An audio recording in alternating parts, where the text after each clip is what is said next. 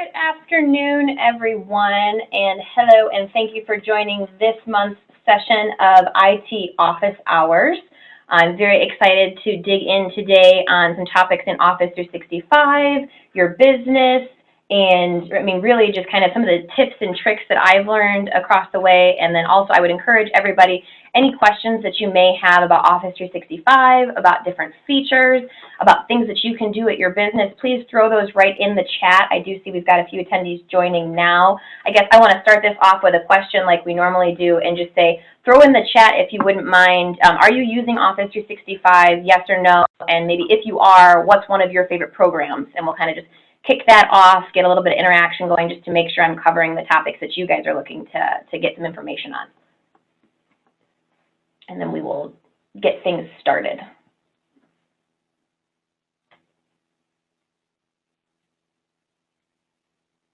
I'm seeing some stuff about OneDrive, SharePoint.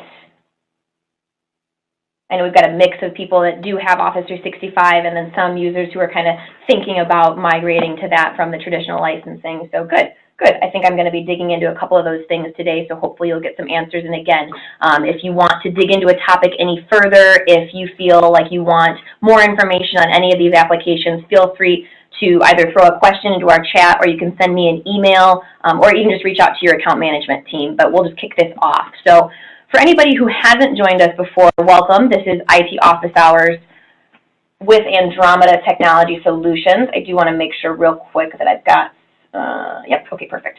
So IT Office Hours, what is that anyway? So we got together a little bit earlier this year and realized that we've got a lot of information and education available to share with our clients.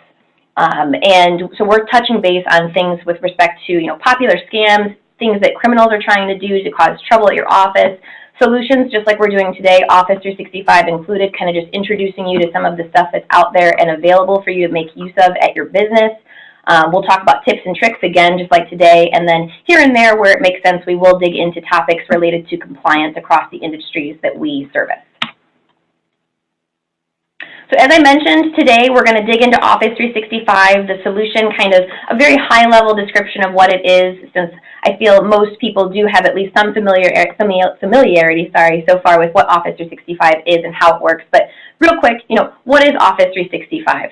So Office 365 for Business is a Microsoft subscription-based service that includes access to different Office applications you're used to, things like Word, Excel, PowerPoint, and then some new applications in productivity.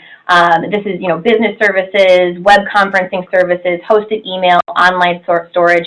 It's really Office's approach to trying to unify all the different applications that you're using onto one platform to really help you get more out of your software and your solutions. And they also, they make it easy to use, scalable by creating a subscription-based model.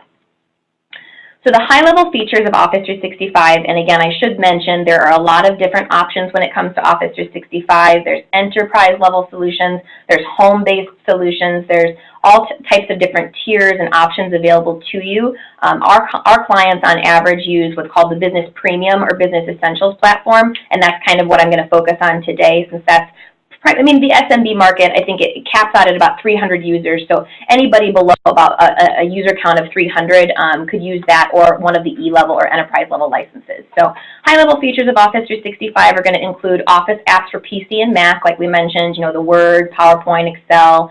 You'll also see Microsoft Teams, things like SharePoint, OneDrive. Those are kind of the newer ones. Those are available to you for your PC and your Mac. You also get availability to use these applications on mobile apps, so on your cell phone, on your tablet, things of that nature. Included in most Office 365 subscriptions is going to be online file storage through OneDrive, and you do get 1 terabyte of personal storage available to each user for that. Office Online, so not all subscription models are going to have both the physical licensing, but all of them are going to have the online licensing.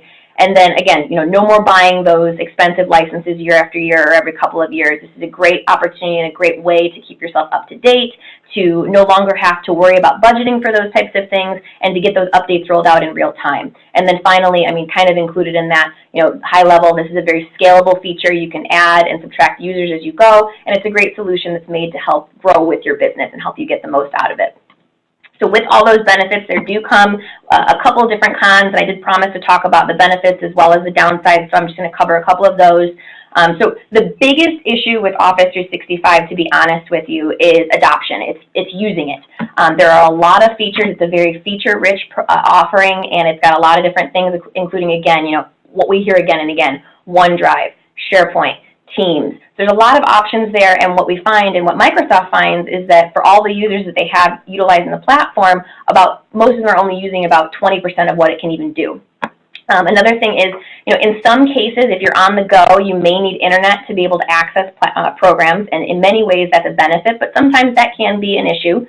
It's subscription-based. Some business owners and decision makers don't necessarily want to be on something where they're paying month to month. There's fear sometimes about, what if we migrate to Office 365 and prices change or things of that nature. So for some people that may be a benefit. For others it may be something that you don't like.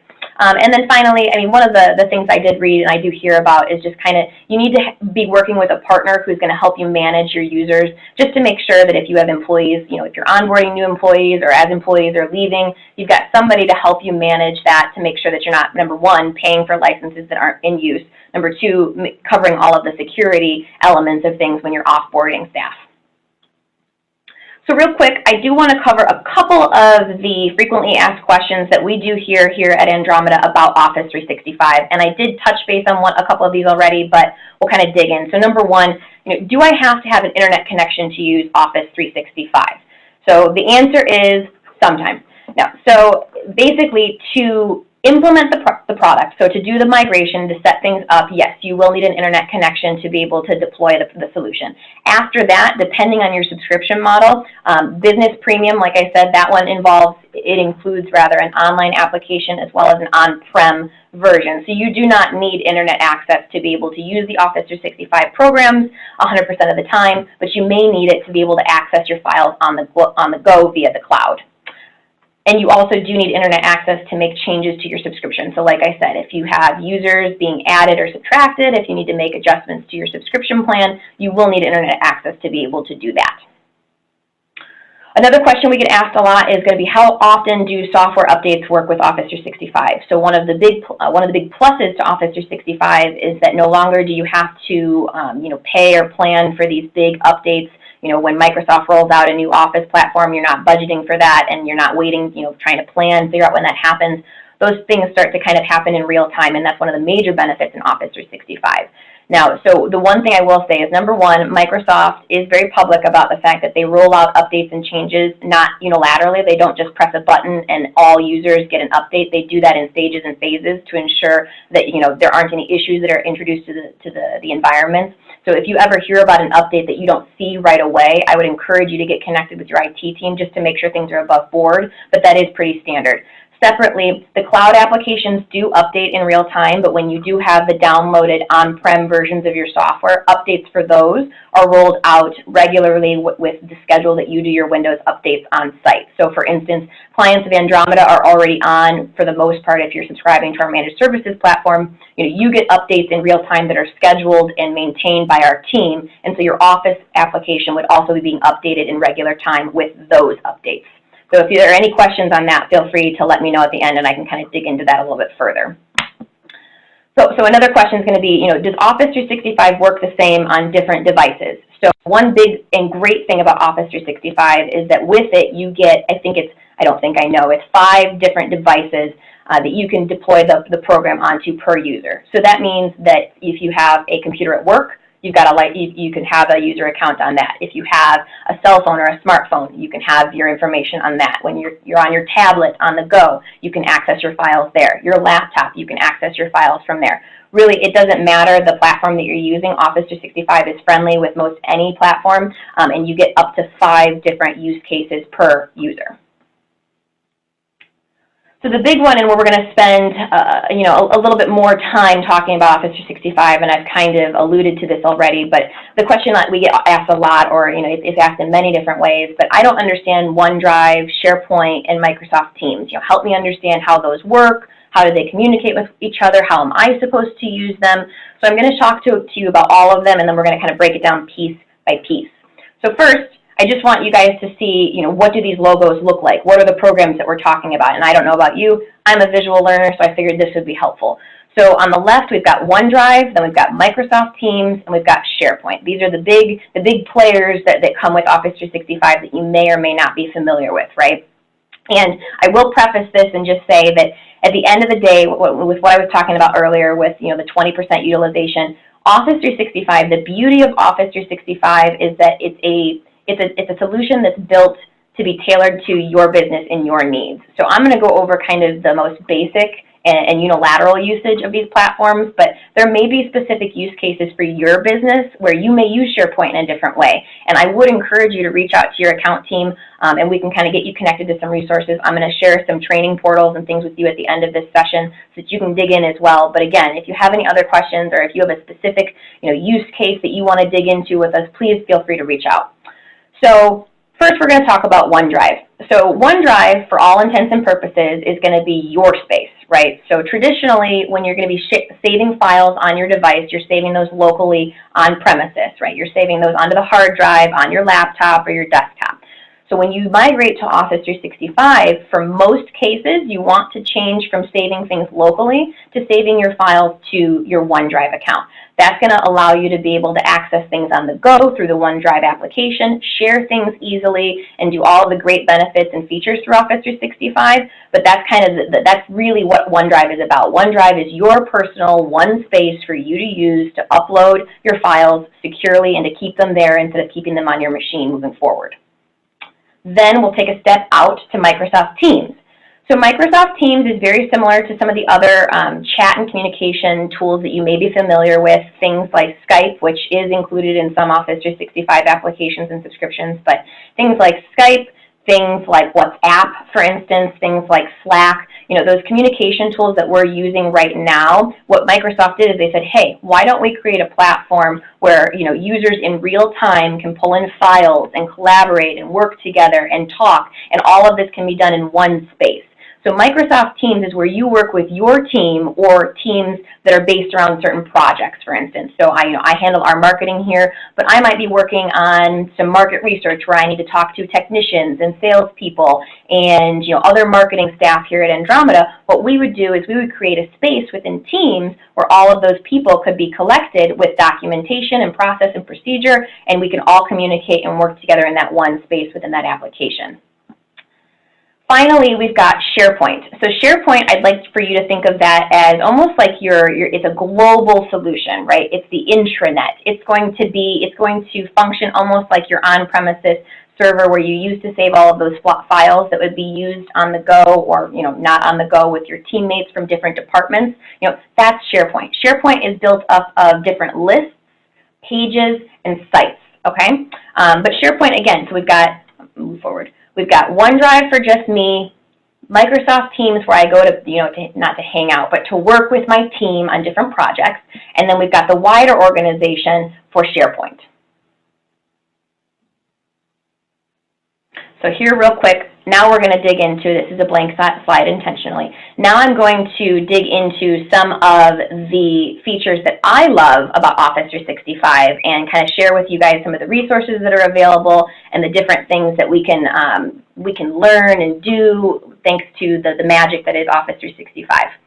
So one of my favorite features, and we're going to start there, is when I'm building out slides and I'm building out presentations, I am now able to use what's called the very nifty design feature, which is one of my absolute favorite things. So I'm just going to test this out for you. So test for design. And so for anybody that builds PowerPoint presentations, this will be very helpful.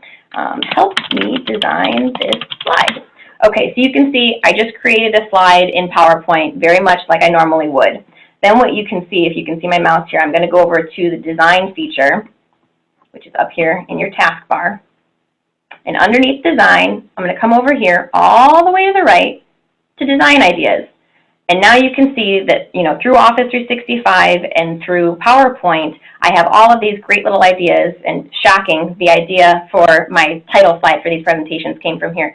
But you get all kinds of different ideas and use cases for different texts, different images that you can use to create a presentation, and that I think is very, very nifty. So another thing that you can do with Office 365 is you can share files on the go securely with your team and people that don't belong to your team. So to do that, and so that this doesn't distract us, I'm just going to go up here so that it looks the way it should, right? Pretend I wanted to share this with another person on my marketing team. What I'm going to do is I'm going to navigate to the top right-hand corner of my window, and this is universal for, Word documents, Excel documents, PowerPoint documents, but I'm just going to navigate to this top right-hand corner here, and I'm going to select Share. Okay, so I can share this document within my organization, or if I take proper procedure here, I can actually share it outside of my organization as well in a secure fashion. So here you can see Send Link. People in your organization with the link can edit. This is important because we can actually change this to tell it exactly what we want to be able to be done. So who would you like this link to work for?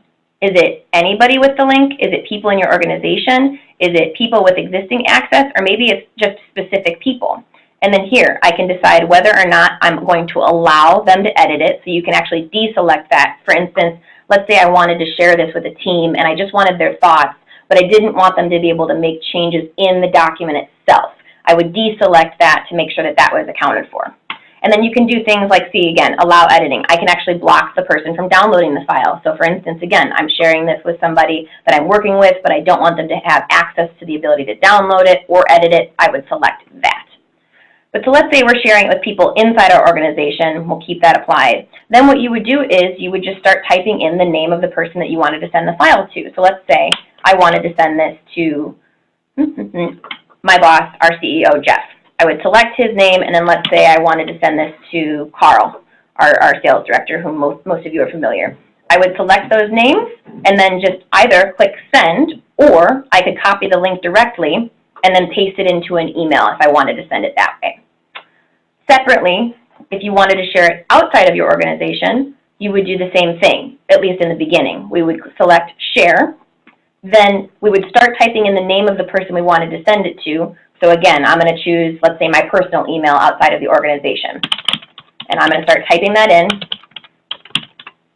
Make sure I type it all correctly. And then this is already in here because I've done this before as a test. But you would then just select the email that was not within your organization. And you would have needed to select in here that it would be able to work with anybody with the link and all of those goodies.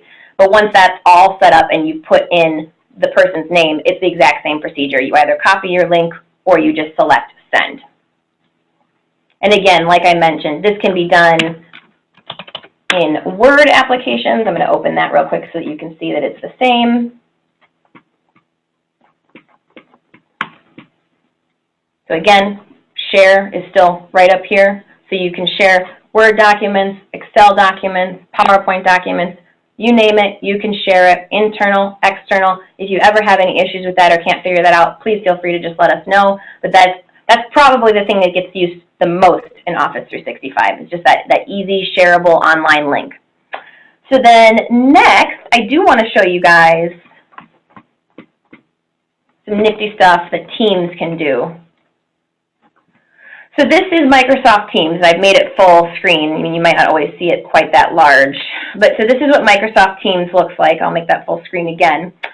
And Microsoft Teams is going to be, again, it's a collaborative, unifying platform where we can go and work with our teammates to chat, to get into documents and make changes live, and just kind of to keep everything in that one space so that instead of having to bounce around into your inbox or from application to application, you can actually do all the work right here in Teams. You can actually do document editing straight through Teams. So just to kind of show you right here, these at the highest level are the different sites that I have access to in our SharePoint. Underneath those are going to be channels, and those are just going to be channels or groups of people that are working on things together. So I put this together just to kind of show you guys in real time. So if I were to go into IT Office Hours webinars, which you can see on the left hand, my mouse is hovering over it. I started a conversation about it. I linked in our SharePoint group, and then right here, I've actually uploaded a document. And to do that, I would click Files. This is where all of the files within that channel for IT Office Hours are going to live. And you have to upload those, so those are only put in here as decided by your team. But so you would upload documentation, and then you can actually go into a document live. So let's say, for instance, I was going to start working on next month's IT office hours, where, hint, hint, we're going to be covering 3 different ways cyber criminals can kind of get into your environment and your network and cause you some troubles to help you out. But so let's say I wanted to get in here and look at this, and I realized, oh wait, there's some stuff missing here. I want to make some edits. I can actually do that right in the application, and you might have missed it because I moved a little too fast. But if you click on the document right here at the top as it's opening, you'll see that you can edit. Okay, we're going to start editing. You'll also notice that on the right-hand side, there's a chat bar where anybody on my team that I want to pull in to work on this document with me can be called out, and then we can start collaborating. So to kind of set this up so we can do this in real time, I've asked Kate, who's one of our lead project managers on the web team, to jump in here and help me out. So I'm going to ask her right now to make a change. So I'm going to say, hey, and then I'm going to go @Kate. So you can see at the bottom right there, her name shows up. So I'm going to say, hey, Kate, would you mind putting the links to the cyber security articles in the second slide for me, ? Okay, so I requested that she does that. Here's slide 2. So here's a test slide with some content. Cyber criminals are no joke. This month we'll cover 3 different ways they can get into your business and cause headaches and stress. So if all works appropriately, any moment Kate will jump in here and she will start making those edits, which we would actually be able to see in real time.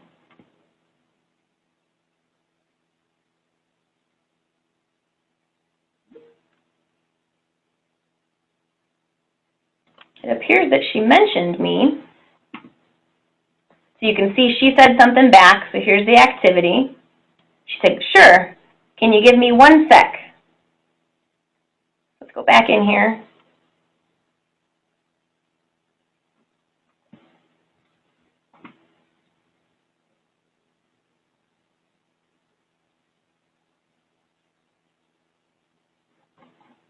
You can see right here, Kate's in the document.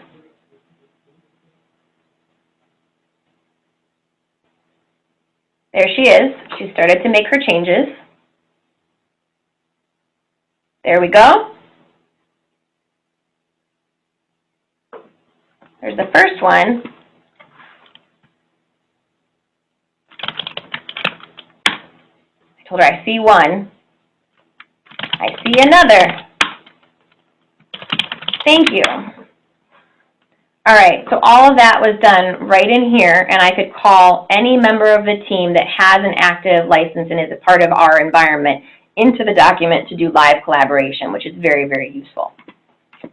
So another nifty thing, and this is something that if you don't know this, I do apologize on the front end, but another really neat thing that Teams actually does offer is right inside of it. I believe if I type in this, let's see, search for training. Oh, sorry, right down here, the help section. Right at the bottom left, if you click help and you open that up, topics, training, and what's new are always available to you because like we discussed, one of the great things with Office 365 is it's always changing. New features are becoming available. You know, things are being added, subtracted, changed in response to users and feedback. So one of the cool things is, I mean, all of these different applications are going to have constant resources available for you, which I will show you guys and also link to in our follow-up email. But there's all types of resources for you and your team to kind of dig in and to really look at what makes sense for you with your use of Teams. But so here, available to you is some intro training. You can set up and customize your team. You can create channels. This is going to tell you how to do that, how they work, why you want them. You can favorite and follow channels. So if you follow a channel, you're going to get alerted of any different change and update that happens within it. If you favorite, it's going to prioritize it for you in your views. It shows you kind of how to work. You can also use a nifty new tool that Microsoft launched called Planner. That's kind of one of their project management tools that they're testing out right now. You can send and post messages like I showed you. You can tag people. You can upload and find files directly into Teams for collaboration on the fly. And then one of the other neat things that you may or might not know about Teams is that once you create a team and you invite your members, you can actually use video calling directly in the application. So let me just kind of show you what you would do to do that if you wanted. So as you can see, I was just testing some stuff out with Kate in a personal chat between she and I. But if you follow my cursor here at the top right-hand corner, at any time if I wanted to have a video call with Kate, I would just click that button. I can do an audio call with Kate from my computer by clicking this button. And then I can also share my screen. So for any of you who maybe have Zoom accounts or are using that platform, you may want to look into, for internal meetings, switching over to Microsoft Teams to do that, because you can actually do it right in the application itself. So one more thing I did want to show you guys, and this is just another way that I use Office 365 here for the marketing department. So what I like to do is I like to do a lot of my scheduling using live links. So what you're seeing here on my screen is just my calendar for our different blog emails that we send out.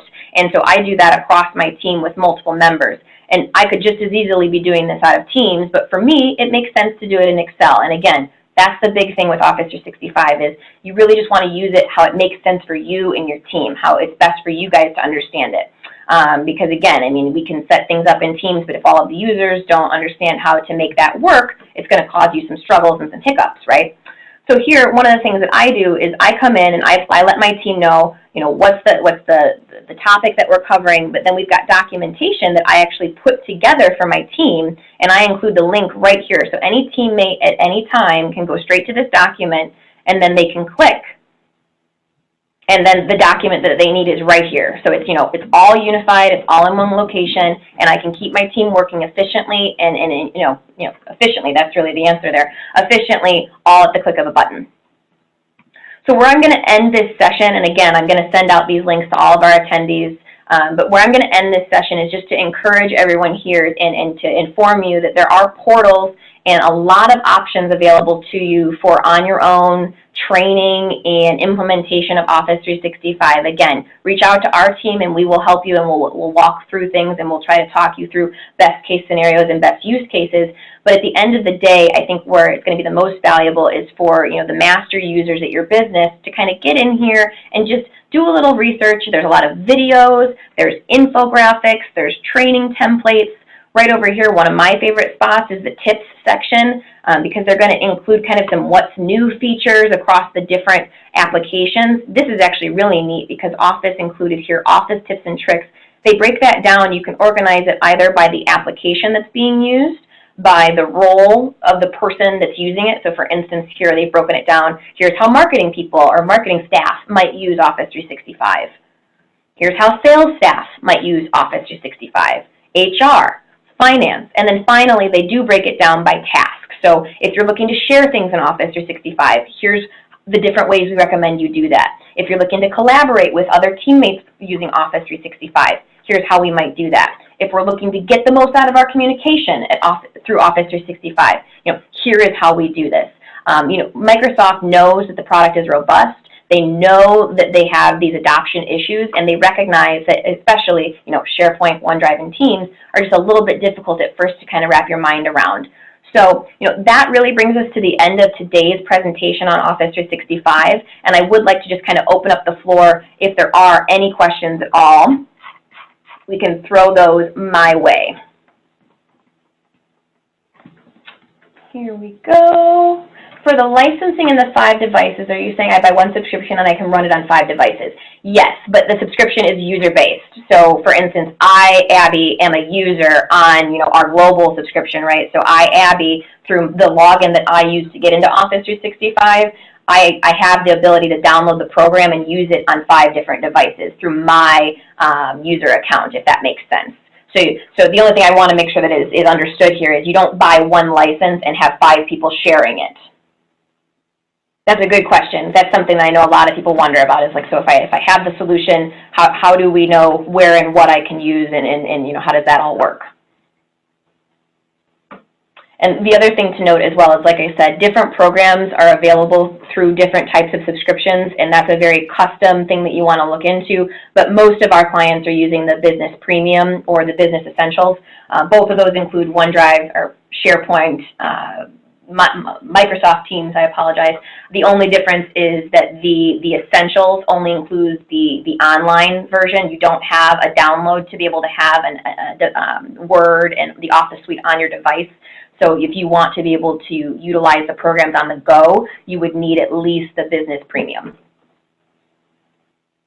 And I will actually, since I do have this up and I forgot, shame on me, here is my email. And everybody should have that because everybody gets the invitations from me. But feel free, if you've got something kind of a little bit more in-depth that you want to throw my way, you can send that to me via email, and I will get it into the appropriate hands here to get get you the answer. Can Teams be used outside of my organization? The answer is yes and no. So you are able to, I'm fairly certain you're able to collaborate to a certain extent with people on Teams that aren't on your subscription, but that's a little bit of a nitty-gritty question. I would need to look into your subscription and kind of get that answer back to you, but I will get that. I will make sure I write that down and get that over to you. I will follow up. But I know SharePoint, absolutely somebody outside of your organization, if you wanted to share a file, let's say, like I was showing you, if you were sharing the PowerPoint presentation or a Word document or an Excel document, you can share outside of your organization, no problem. And I'm fairly certain on Teams because I know that people use that platform to have meetings with clients and things of that nature. So I would say 90% confident the answer is yes, but I want to just make sure. I'm not seeing any other questions coming in just yet, and I do know that this session went a little bit long. I normally try to keep these at about 15 minutes, but that's pretty hard to do when we're doing some, like I said, off-roading, kind of showing you some best use cases. So again, if anybody has any questions, feel free to throw those my way. I appreciate everyone's attendance. I hope this has been helpful and valuable for you, and I will be sending out a recording of this. You're more than welcome to share that with your team. Included in the email, I will, like I said, include those links to those training portals so that you guys can get up there and check stuff out and share that with your team. And without further ado, I will say goodbye for now, and I look forward to seeing you guys next month.